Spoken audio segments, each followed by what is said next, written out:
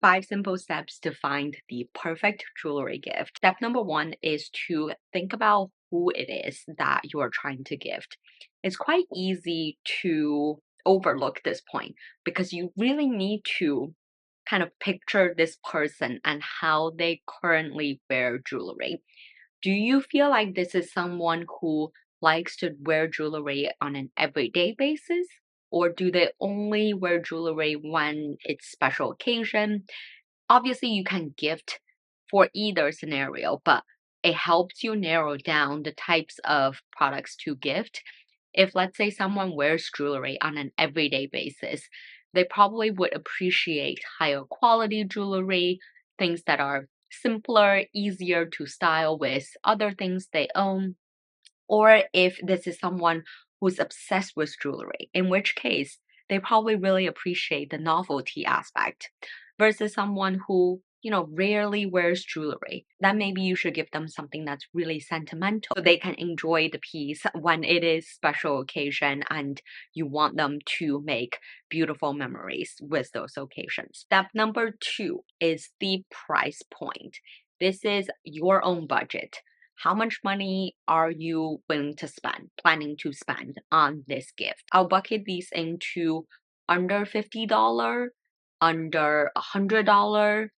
I'd say 100 to maybe $300, and then $300 plus. So for anything that is under $50, I would just focus on that bit of novelty aspect because it is almost impossible to get, let's say, a solid gold necklace for under $50. Even on Etsy, you can get maybe gold filled pieces, which by the way is a great hack because gold filled is almost as untarnishable as solid gold. You may be able to find some sterling silver pieces that's under $50 if it's like really simple design. Again, Etsy would probably be your place to go if you're looking for quality jewelry but under $50. You can go for like really fun pieces if your budget is under $50. Kind of think a bit out of the box, not your typical, diamond necklace or earring studs. Maybe look for a very special, fun pair of earrings that isn't made with precious metal, but it is a very unique style that speaks to the person that you're gifting. Or maybe look into, I don't know, things like brooches, like thrift a really cool brooch. It may only cost you $10, but the effort you go through to find the perfect item for the person, that's going to mean so much more than just the face value of the piece. If your budget is, let's say, under $100, then you do have a lot of room to play with. This is when you can enter into branded jewelry space. You can go to places like Anna Luisa, Hey Harper. They all make tarnish free, but quite affordable in that under $100 price point jewelry pieces that are also really trendy, that is really going to feel very fresh and new to your recipient. Even for brands like Majuri, Masoma, Monica Vinader, that sort of mid-tier affordable luxury brands, while for the most part their pieces are above $100, especially in the holiday season, everybody is doing discounts. So there's also a good chance that after the discount, you might be able to find pieces that fit your budget. I'm going to leave links to all of these sites mentioned in the description below so you can easily shop, and I can just guarantee you that every single jewelry website is discounting now. So if you're thinking about gifting someone jewelry, now really is the best time to do so. Moving up the budget between $100 to $300 mark, this is where these affordable jewelry brands like Monica Vinader, Missoma, Majori, and many more at this point, they really shine. Most of their pieces do sit nicely within this range, and I would go for pieces that really have that design detail. One example is my all-time favorite jewelry collection, which is the Masoma Harris Reed collaboration. And a lot of their pieces do falling the under $300 mark, and they're just so beautiful. I also really recommend going for a collaboration jewelry piece because that's how you know this is going to be so unique to not only the brand, but also it is two brands or a brand and a celebrity or a brand and a designer coming together to make this special collection. Now, Harris Reed is a fashion designer, so it's amazing that you can get a jewelry piece that combines a fashion designer as well as a jewelry brand's kind of design style. For anything above $300, you can really enter the more precious stone like the diamonds, the special stones like rubies, sapphires, etc. That kind of world. And you can definitely just look into solid gold, rose gold, white gold, or even platinum. That's also when you can enter kind of the Tiffany's, even Cartier, Van Cleef's of the world.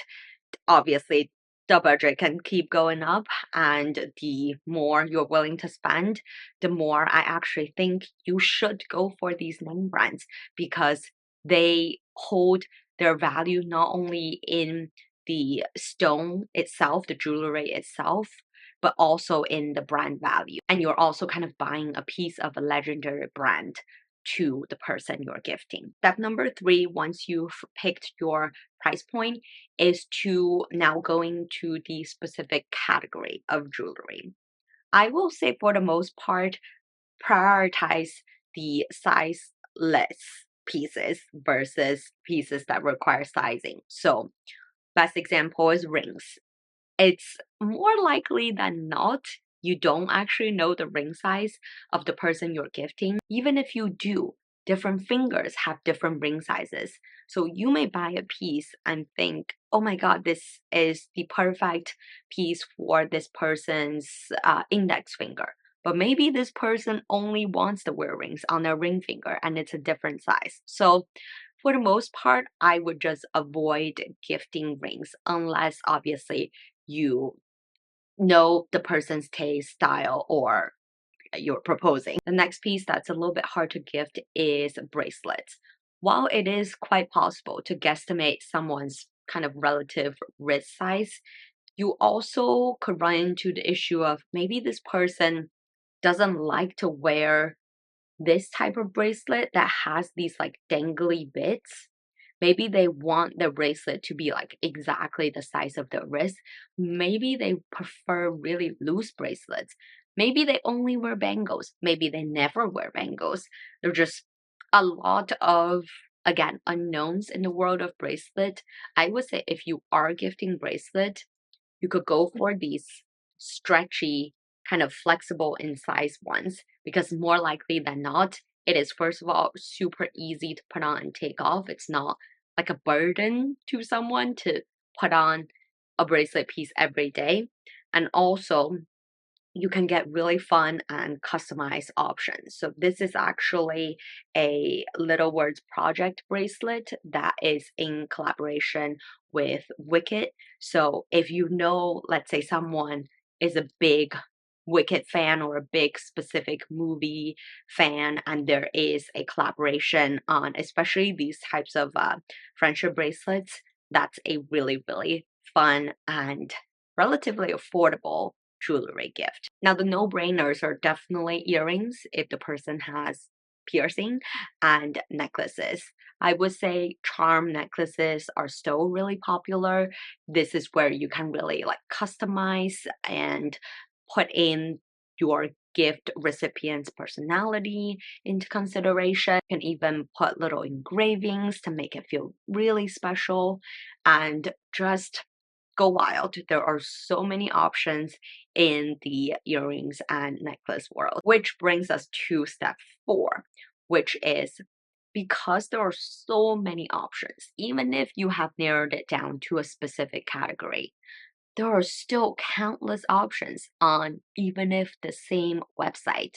So I typically, when it comes to gifting, either look at bestsellers or look at new in. You don't really need to look at any other parts of the website if you want to be kind of more efficient in your jewelry shopping. If the person you're gifting is obsessed with jewelry, really wears jewelry every day, likes to change up their jewelry, just go to the new in, because then it's more likely that you're giving them something that's hot at the moment, it's trendy, it's new, they are less likely to have seen it before, which will avoid any redundancies. You don't want to give someone something that they already own. If they appreciate jewelry, they wear the same thing every day, or they wear it on special occasions, then I would go to the bestseller, because that's how you know they're tried and true pieces by a lot of people, and more likely than not, the person you're gifting to will also enjoy the piece. The last step, which is the last step